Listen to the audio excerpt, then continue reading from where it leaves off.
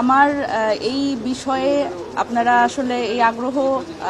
দেখাচ্ছেন, এই জন্য সকলকে ধন্যবাদ। এবং বাংলাদেশের অনেক মানুষ বিভিন্ন প্রান্ত থেকে এই বিষয়টা জানতে চাচ্ছে যে ফাইনালি আসলে কি হয়। আজকে আমাদের এখানে আমার পক্ষ থেকে কিছু কাগজপত্র জমা দেওয়ার কথা ছিল। সেই কাগজপত্র জমা দেওয়ার পরে যেই কাগজপত্রগুলো বাকি ছিল কমিশনের রিটার্নিং কর্মকর্তার পক্ষ থেকে চাওয়া হয়েছিল, সেই কাগজপত্র আমরা জমা দিই এবং এর পরবর্তীতে তো তাদের পক্ষ থেকে এটি বাতিল ঘোষণা করে। তো এই বিষয়ে আমার বক্তব্য হচ্ছে, প্রথমত আমি যেই চাকরিটা করতাম ব্যাংকে, বাংলাদেশ কৃষি ব্যাংকের 10ম গ্রেডের একজন কর্মকর্তা ছিলাম আমি। তো সেই জায়গা থেকে এই চাকরির বিধান যেটি আসলে যে আইনে আসলে 3 বছরের একটা বারের কারণে এটি বাতিল হলো, সেটার সাথে কোনোভাবেই সামঞ্জস্যপূর্ণ না। কারণ এই আইনটি যেই কারণে করা হয়েছিল যে প্রশাসনিকভাবে একজন উচ্চপদস্থ কর্মকর্তা যেভাবে করে আসলে নির্বাচনের ক্ষেত্রে একটা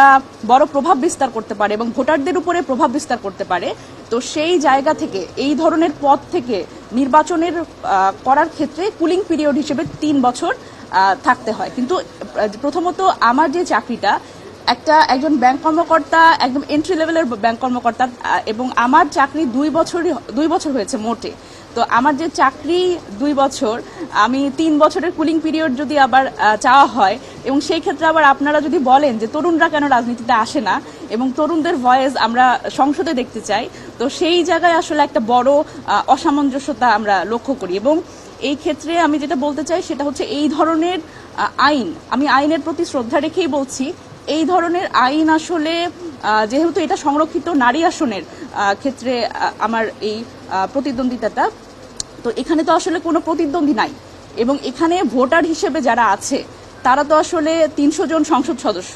সুতরাং এখানে এটার ক্ষেত্রেও মনে হয় না যে আমি এখানে এটার মধ্যে পড়ি আসলে। তো সেই জায়গা থেকে প্রতিবন্ধকতা, হ্যাঁ, এটা আসলে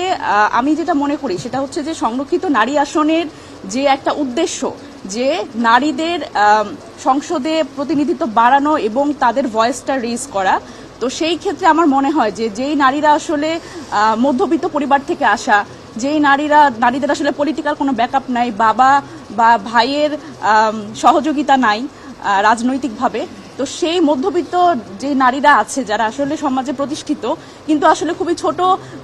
ছোট বলতে নিম্নপদস্থ আসলে চাকরি, ফলে এই ধরনের যখন আইনটা তাদের সংসদে যাওয়ার ক্ষেত্রে একটা বার ক্রিয়েট করে, তো আমার মনে হয় যে সেটি নারী রাজনৈতিক ক্ষমতায়নের জন্য একটা বড় বাধা। তো আমি মনে করি যে আমি আইনের প্রতি শ্রদ্ধাশীল, তবে এই আইনের ক্ষেত্রে আমার মনে হয় যে আসলে এই লাভজনক পদ এবং উচ্চপদস্থ কর্মকর্তা বা এইটার যে স্পিরিটটা আইনের, সেই ক্ষেত্রে এটা আসলে পরিষ্কার করা প্রয়োজন। আর এই কারণে আমি এইটার ফলে আসলে আমি আজকের পরে আমি চাই যে আমার আসলে এখানে একটা আপিল